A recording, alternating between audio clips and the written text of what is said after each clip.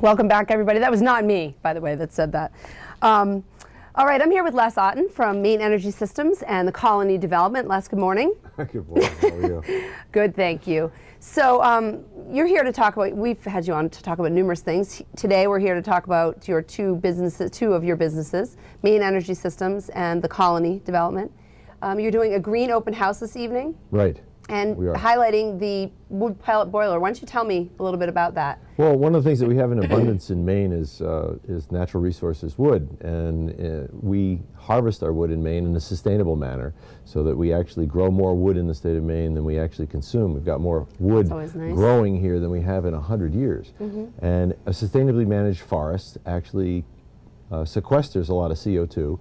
And when a tree dies all by itself, it gives off the same CO2 plus methane gas. If you cut the tree at its peak size and allow new trees to start growing, you get all that sequestered hydrogen that comes from photosynthesis, which comes from the sun, takes the CO2 out of the air, and then you get to turn it into wood pellets and burn it in a boiler. Now, wood pellets they're small, right? Kind of like rabbit food. Yeah, they kind of look like rabbit food. You never see them as you see them in the bags in the stores. Sure. But when you have a central heating system that runs on them, you don't know. The truck pulls up to the to your house and fills your bag or your bin or your big tank inside the house, and that pneumatically is fed into the boiler. And literally, you don't treat it any differently than you treat any real heating system. Sure. Yeah. A lot of people have heard about wood pellet stoves, kind of alternative to a wood stove or a gas fireplace or something like that. But this is actually like a central heating system, right? It's a central heating system. So it's not just a small room that is fed with this. Right. It's a central heating system, and you just take your oil burner out, or alongside your oil burner, you put this boiler, and it'll heat your house seamlessly. So the reason you're doing the open house is, number one, the Colony house is for sale. It's a beautifully well constructed home with a great view. But also, you guys have one of these boilers in that house as the central heating system, right? Yeah, we do. We have about 10 of these systems installed around the community locally.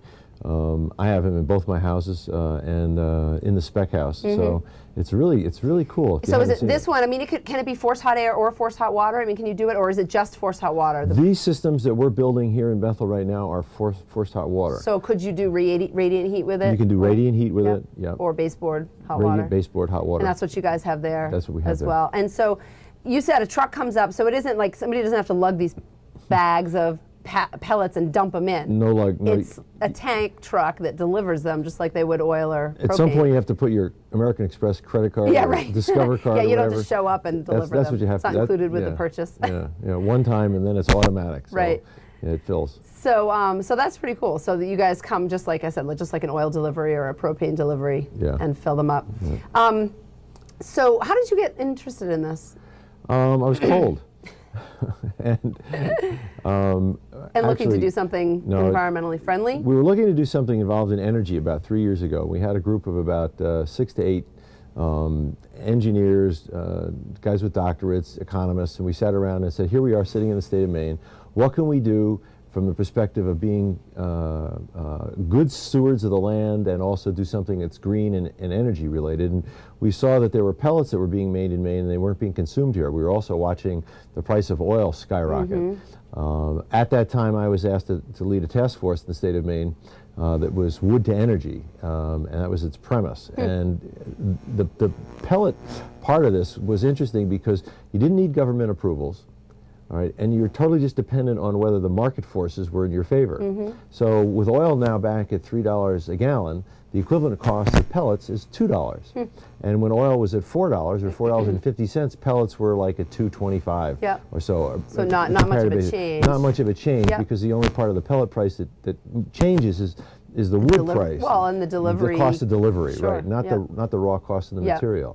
So we realized that we could do this. And Maine is 80% of Maine is heated with #2 heating oil. It's the largest concentration like that in the United States, and we spend billions of dollars out of the state of Maine. And we're just a poor little state. We need every dollar that we can find to stay here. And so with all these dollars leaving, we said, well, this would be a really great thing if we kept some of the dollars in the state of Maine. So we started the business. So you're a totally Maine-based business and everything else as well. Well, that's great. So the open house tonight, what time is that? Oh, 5 to 7 o'clock. 5 to 7, At the okay. Colony. Yep. The Colony's gated from Sunday Riverside. Yep. But the gates will be open, so you And just this is a development that there's land for sale. land for sale. You've got the home that you guys have built that's for sale. There is one and home. there's a couple of other houses that have been built in there as well. Yep. And so great. Sunday River Real Estate has all the information about the Colony. If you guys want to come down there to the office and talk to anybody there today or any other time, come to the open house from 5 to 7 tonight at the Colony. Turn right by the Phoenix House. Just go straight Turn left of the Phoenix down and go down the hill and follow the signs follow the that way. signs. Or there's also another entrance around off of Sunday River Road Sunday River towards Road. the Jordan. Yeah, and halfway the golf between the course. Sunday River Inn and the turnoff of Jordan. Yep. Is the Colony. You can Yep. turn left there. Yep, and big Yep. sign there as well. Love to have the visitors. Well, Les, thanks so much for coming on this morning. Great to see you. Callie. And I just want to update everybody now that the lifts have opened. Spruce did not make the opening list at 8 o'clock. Unfortunately, it was on Windhold as well. So Little Whitecap Quad, which is lift 11, the Magic Carpet will be opening a little bit late, but it will be opening this morning. And lift 2 at Southridge is open as well.